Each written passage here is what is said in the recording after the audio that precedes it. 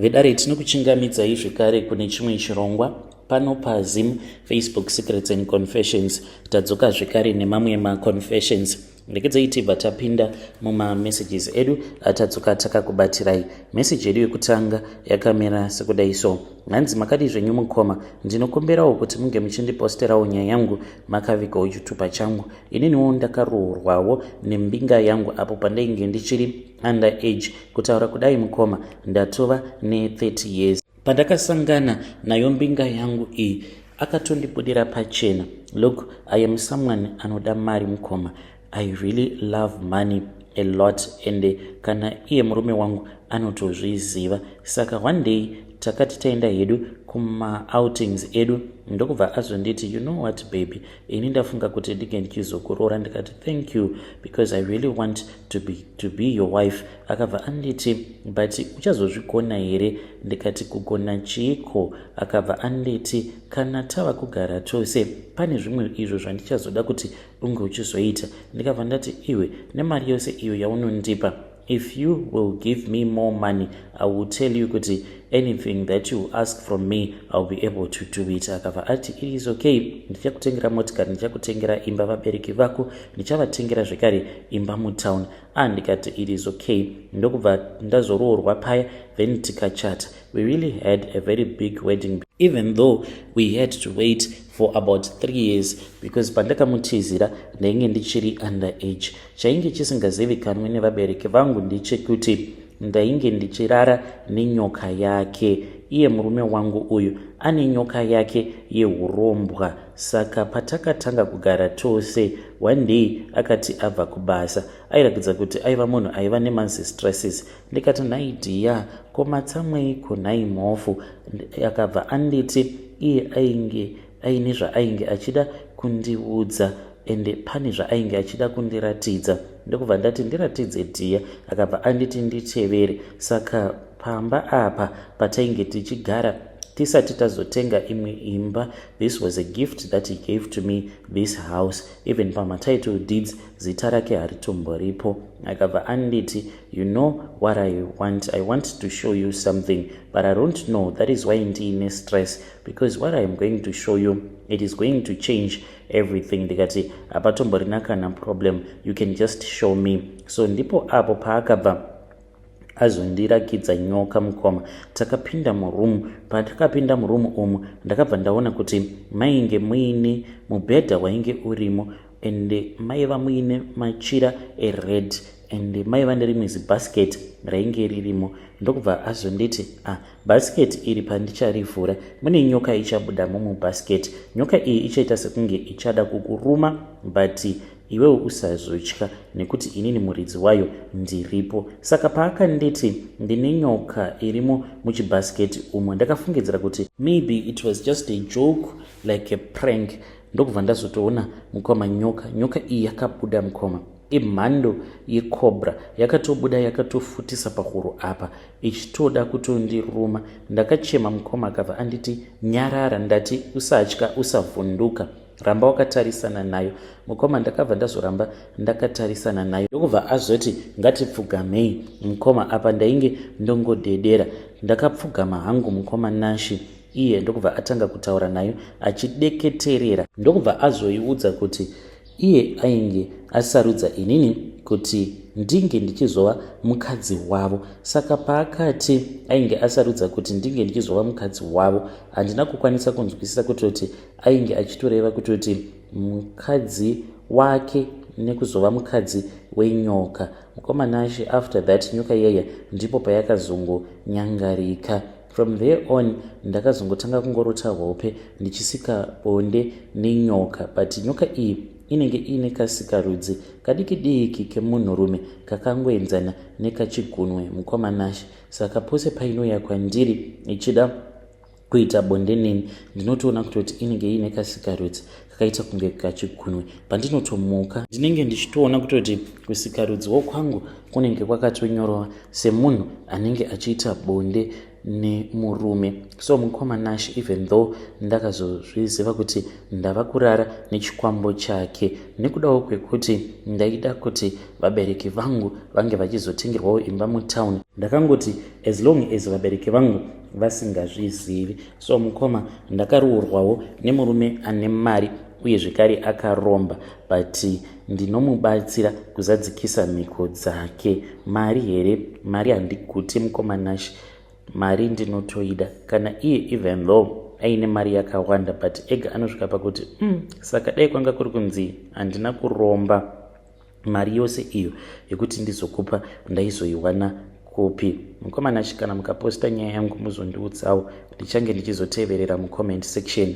Neniwo ndakazozvarawo vana vangu vasikana, and I make sure kuti vana vangu havatombozivi kuti chii chinonzi mari, because inini I was spoiled from a very young age kuti ndainge ndichingojaidzwa kupiwa mari nevabereki vangu. So this really disturbed me mukoma Nash. Mukukura ndaingova munhu wekuti ndaifarira mari, ndaingoti kana ndikangoona murume ndobva ndatomukumbira mari. Ndokusaka ndakazotanga kuita zvekudanana nemashuga daddy. Vedare ndo message iyo yandakatumidzirwa ichibva kuna ndo message yandakatumidzirwa ichibva kuna vahanzvadzi vedu avo. Zvakangoma hazvo vedu we. So you mean kuti you have sold your soul to the devil simply because you love money that much, you have decided to sell your soul to the devil. Zvakangoma hazvo vedu we. Asi ngatizamei kuti tinge tichitaura navo vahanzvadzi vedu ava mucomment section, kutozvipira kurara nenyoka. Kune vanhu vane zvivindi kunze uko, asi hanzi ndiri kubatsirawo murume wangu, ndiri kumubatsira kuzadzikisa mhiko dzake. Zvakangoma hazvo vedu we. Regedzai tibva taenda panyaya yedu inotevera. Nyaya yedu inotevera yakamira sekudai so. Hanzi makadi zvenyu mukoma, ndinokumbirawo kuti munge muchindiposterawo nyaya yangu makavigawo chitupa changu. Neniwo mukoma Nash, ndiri kushayawo kuti ndoita sei, because ndine mumwe mukadzi uyo ainge achimbogara hake kuCape Town, but iko zvino zvitava kugara tose. Takangosanganawo mumagurupu imomomo muWhatsApp. So mushure mekunge tasangana mumagroup muWhatsApp imomomo, ndokubva tatanga kudanana. So akabva azonditi iye she had been desperate for a very long time, achidawo munhu wekuti anga achifambidzana naye, aiwa kunaka ake akanaka. Saka pamapictures ose awo ainditumidzira mukoma, she never even sent me one picture aine mazirasta, but ndakazoti pandakaenda kunomutora papark station ndakaita sekunge ndichamutiza. It is only that munhu uyo akanaka, ane rimwe good body figure. Ndakangoti rasta ava ndava kutongoenda navo kudheni, ko ndingagoita sei? Saka kumuda ndinomuda. She is very beautiful. Even vabereki vangu, they said akanaka, but mukoma Nash pane zvimwe izvowo zvandisina kufarira paari zvaanoita. So handina hangu kumuudza kuti pane zvandisiri kufarira pauri, ndiri kushayawo kuti ndingamuudzawo sei. First of all, akandinyepera hake kuti ainge achigara kuCape Town. Hama dzangu inini Cape Town ka ndinoitya, ende nditori nemwe friend yangu yakatombondiseka kuti iwe une zvivindi, ungatora munhu wekuCape Town nechihure chiri kuCape Town. Saka munongoziva kuti kana vanhu vakagara vatokungokuseka like unenge wava kungofila somehow, hanzi kuCape Town kune chimwe chihure chinotosemesa. Saka akangondiudza kuti inini ndiri kugarawo kuPort Elizabeth, but after manje ndobva akazonditi iwe ndaigara hangu kuCape Town kupi kowe, in which ndakabva ndatongonzwa mwoyo wangu zvitsemuka. Ndakamutarisa ndikati nezi good body figure rake raainaro munhu uyu, ko akamborara nevarume vangani kuCape Town ikoko. Apa on top of that anoita zvekusvuta mbanje, anonwa futi doro, but anongonwira zvake pamba. So handizivi mukoma, because iye anoti kunyange paainge achiri kuCape Town aingonwira doro racho pamba mukoma. Can I trust this person mukoma? I love her, but apa ane mazirasta, kuputa mbanje, anonwa doro. Of course zvatiri kunokuwo kuSouth Africa kunyange achinwira hake doro rake mumba ende anozongondifadzawo kana anwa doro rake. But mukomana Nashi, munhu uyu kana kuri kuzonzi vabereki vangu vakazozviziva kuti iye anoitawo zvokunwa doro nekusvuta mbanje, obvious ka patichaenda kumba vanhu vachazotozviona kuti munhu uyu anosvuta mbanje. So I never thought kuti I will get married to a woman who smokes, who drinks alcohol. But online dating mukoma rasta ava ndinotovatya, mufunge zvenyu. Ndinomboda kuti ndinge ndichimuudza kuti chako kuda ndinokuda, but the problem ndekuti unonwa doro unosvuta mbanje, because ane mamwe mazistatement mamwe ekuti kana adhakwa nembanje dzake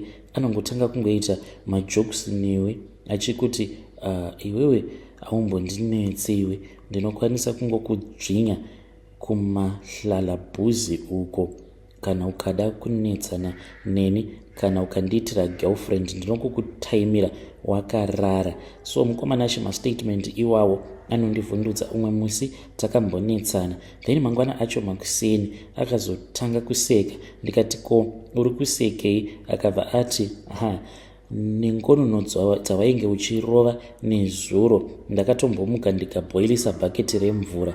Ndainge ndichida kutokudira mvura iyoyo yainge ichipisa. Akabva angoti no, I'm just joking my love, I'll never do that to you. Saka ndikutovatya rasta ava, but ndinomuda hake mukadzi uyu because akanaka.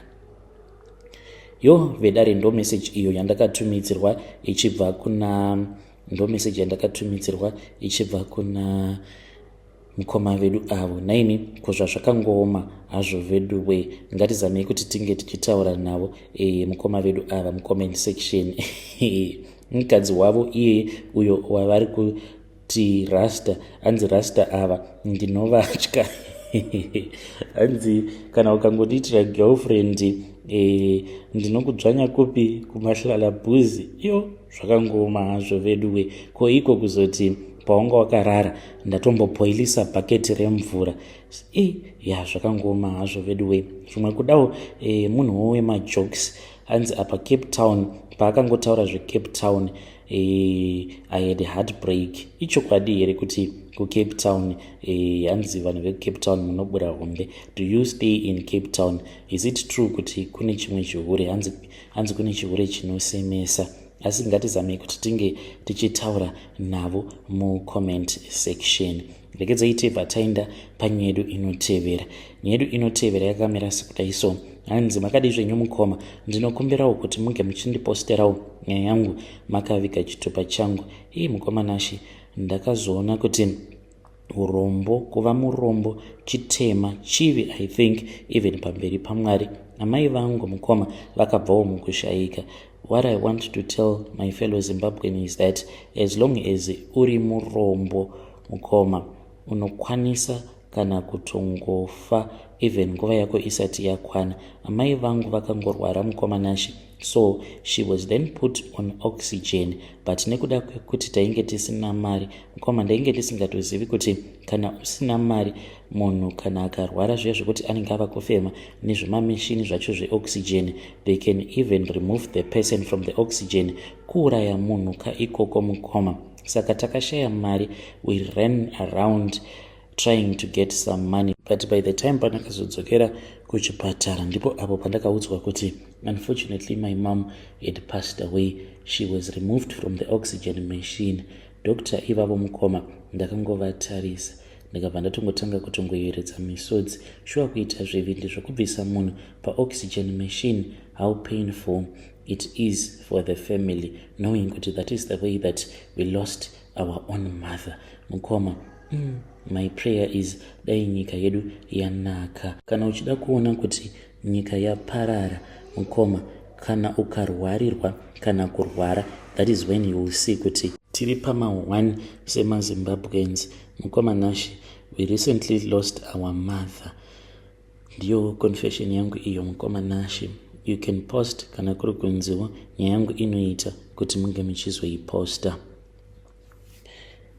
Vedare ndo message iyo yandakatumidzirwa ichibva kuna ichibva kuna vahanzvadzi vedu avo. Zvakangooma hazvo vedu we. Are you a doctor?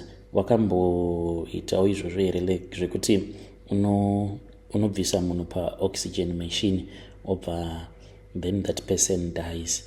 You can come to my inbox and tell me kuti panguva iyoyo yaunenge uchizviita uchibvisa munhu pa-oxygen machine, how do you feel in that moment? Come to my inbox, then you tell me your own side of the story. Rekidzai tibva taenda panyedu inotevera. Nyedu inotevera yakamira sekudai so. Hanzi makadi zvenyu mukoma, ndinokumbirawo kuti munge muchindiposterawo nyaya yangu makaviga chitupa changu. I know kuti this confession that I am going to share with you, it might affect our business, so that is why I'm not going to tell you kuti business area, where are we running it from, but nemurume wangu we have our own bakery. So zvinhu zvainge zvakambooma, hama dzangu handidi kukunyeperai. Takatomboendawo kuSouth Africa tikanoshanda, tikaunganidza mari, then tikabva tatanga kutenga equipment, tikabva tachizotangawo our small bakery. So right now our bakery, it is very big. Tinotosupply masupermarket nemasupermarket, but the reason as to why we managed to get so big in business, it was because takazodzifambira nyaya dzacho. And ichokwadi mukoma, kana usinawo kamwe kanhu kaunenge uchishandisa mubusiness, it is very difficult mukoma, handidi kukunyeperai. So me and my husband, that is what we did. Takaenda kwatakaenda tikabva tazonopiwa dzimwe hari dzatinoshandisa muurombwa hwedu. Saka hari idzi mukoma dzinongogara dzakazara nemvura, mvura dziya idzo dzinenge dzabva mukugezeswa zvitunha. So pano nepapo tinofanira kuti tinge tichizombonorarako kubekari ikoko, tinenge tiine hari dzedu dzinenge dzakazara nemvura iyoyo yezvitunha, in which we then mix the normal water nemvura iyoyo yezvitunha.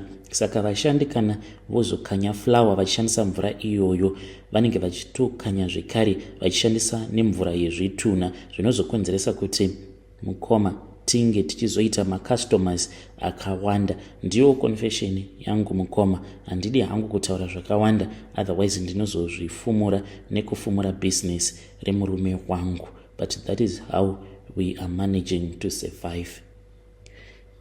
Vedare ndo message iyo yandakatumidzirwa ichibva kuna vahanzvadzi vedu. Naimi vanhu zvavari kudyiswa tsvina, tiri kudya tsvina kunze uko. Vamwe ndo vanonyika madomasi mumvura dzacho idzodzo, vamwe ndivo vanobika vanokanya flour vachishandisa mvura idzodzo dzezvitunha. Kumanaka zvakangoma hazvo vedu we, asi ngatizamei kuti tinge tichitaura navo mucomment section. Siyanai nazvo izvozvo zvamuri kuita vahanzvadzi. Izvi zvourombwa munozodemba mune ramangwana. You need to give your life to Jesus Christ. Asi ngatizamei kuti tinge tichitaura navo mucomment section. Akomana nyika yedu yakatakura kurema. Zvakangoma hazvo vedu we, but at least the secrets, they are being exposed.